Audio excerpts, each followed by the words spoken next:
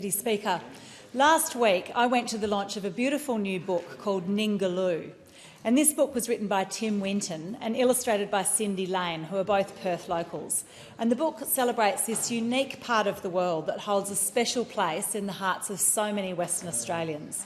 And the event reminded me just how deeply engaged our community is when it comes to our oceans. In Curtin, people feel a profound connection to the Indian Ocean.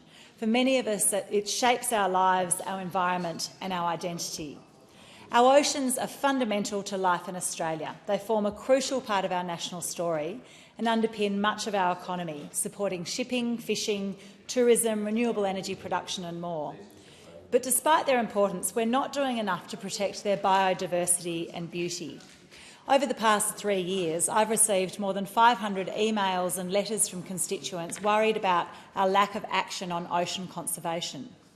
So many Australians were shocked by David Attenborough's Blue Planet documentary, exposing the reality of overfishing, bottom trawling and exploitation in the world's oceans. In international waters, beyond national jurisdictions, only 1% of our oceans are currently protected, just 1%. And nearly 1 in 10 global marine species are at risk of extinction. That's astounding. And now, as a handful of companies and countries push to mine the deep sea, these issues are only becoming more urgent. The government has made some important commitments, but commitments are only worthwhile if they're followed by action. There are 4 areas where the government must shift to action and time is running out. And these are not new policies, they're about living up to promises that have already been made. And the first area is the Global Oceans Treaty. Now, this treaty establishes a legal mechanism to protect areas in international waters, which make up half the Earth's surface. Without it, there's no clear way of preventing over-exploitation that destroys marine life and habitats. The great news is just last week the treaty reached the milestone of 60 ratifications, and this means it will officially enter into force in January, and that's a huge step forward for the world's oceans. But here's the disappointment. Australia has still not ratified it. Despite signing, committing to ratify, co-chairing the preparatory commission and even advocating for others to ratify, we are not yet on the list of countries that have followed through. And if Australia wants to be seen as a leader in ocean conservation, we must do our part. If we don't, we risk undermining both our international credibility and our regional leadership in the Indo-Pacific.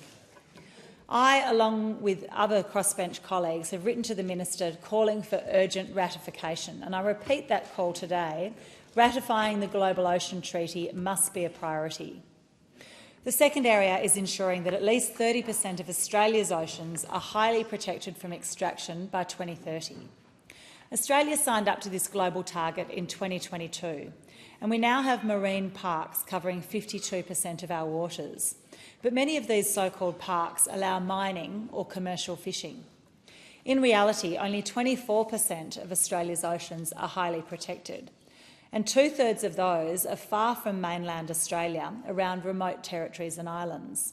We need genuine protection for 30% of our oceans, with sanctuaries and no-take zones that actually safeguard biodiversity, including around our mainland coasts. The third area is protecting Scott Reef from Woodside's Browse gas project. Last term, I tabled a petition with nearly 500,000 signatures on it, calling for protection of Scott Reef.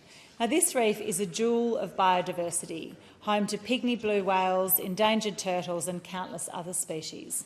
If we allow Scott Reef to be sacrificed to gas expansion, our government's rhetoric on ocean conservation will ring hollow. This is a test of genuine commitment. And the fourth area is plastics and packaging reform. We know how much plastic damages our oceans and waterways. They break down into microplastics, pollute habitats and devastate marine life. If we're serious about protecting our oceans, we cannot ignore the waste streams flowing into them. Packaging reform and plastics reduction must be a key priority for Minister Watt in the new year, and this means strong regulation to drive down single-use plastics and a transition to sustainable alternatives. I commend the government for the words it has spoken about protecting our oceans, but words need to become actions. We must ratify the treaty, protect 30% of our oceans, save Scott Reef from gas expansion and reduce plastics at the source. The oceans cannot speak for themselves. It's up to us.